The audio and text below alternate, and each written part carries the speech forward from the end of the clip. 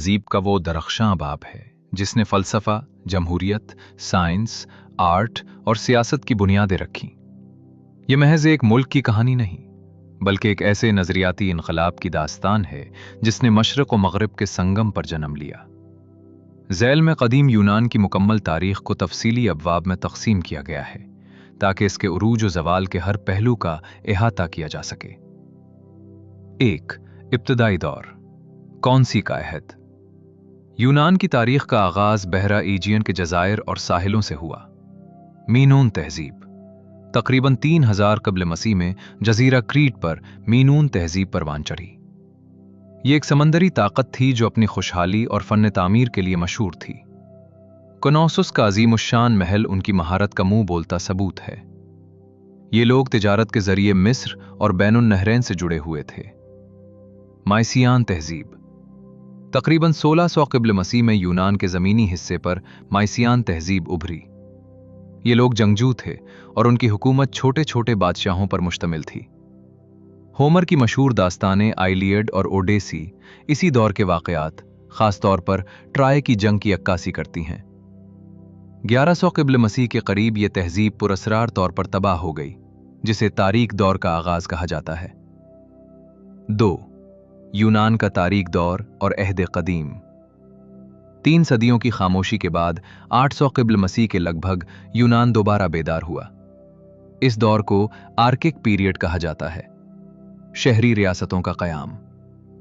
यूनान का जोग्राफिया पहाड़ी था, जिसकी वजह से एक मरकजी हुकूमत के बजाय छोटी छोटी आज़ाद शहरी रियासतें बनी जिन्हें पोलिस कहा जाता था।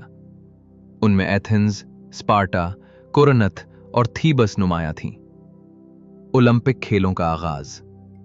776 क़ब्ल मसीह में पहले ओलंपिक खेल मुनक़िद हुए, जो यूनानी रियासतों के दरमियान इत्तेहाद की अलामत थे। हुरूफ़ तहज्जी।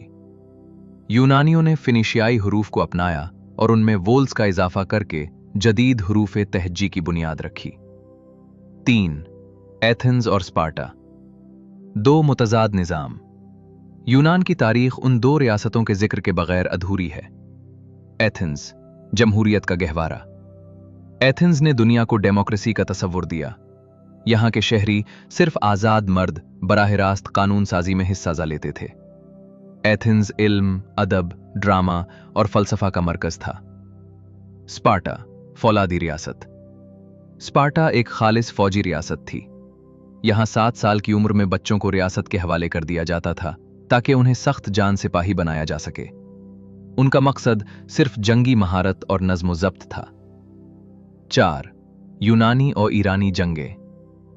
5वें सदी क़ब्ल मसीह के आगाज़ में उस वक्त की सबसे बड़ी ताकत सल्तनत फारिस ने यूनान पर हमले किए। जंग मिराथन 490 BCE।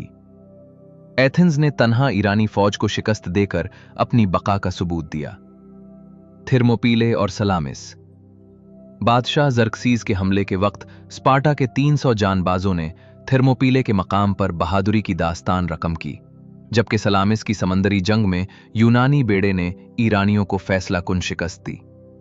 इन जंगों की फतह ने यूनान को क्लासिकी अहद में दाखिल कर दिया। 5. यूनान का सुनहरा दौर। ये वो दौर था जब इंसानी जहन ने अपनी महराज को छुआ। पेरिक्लीस के दौर में एथेंस में फ़ुनून लतीफ़ा और फ़लसफ़ा ने बेपनाह तरक्की की। फ़लसफ़ा और साइंस। सुक़रात, उसने सवाल करने का फ़न सिखाया और अखलाकियात की बुनियाद रखी। अफलातून सुक़रात का शागिर्द जिसने द रिपब्लिक लिखी और एकेडमी कायम की। अरस्तू अफलातून का शागिर्द जिसे मुअल्लिम अव्वल कहा जाता है। उसने मंतिक, बायोलॉजी और सियासत पर गहरे असरात छोड़े। आर्ट और तामीरात। एथेंस का पार्थिनॉन मंदिर उस दौर के फ़न तामीर का शाहकार है। इसी दौर में सोफोक्लीज और यूरिपेडीज जैसे ड्रामा निगारों ने अलेमिया और तरबिया। कदीम यूनान की तारीख़ इंसानी तहज़ीब का वो दरख्शां बाब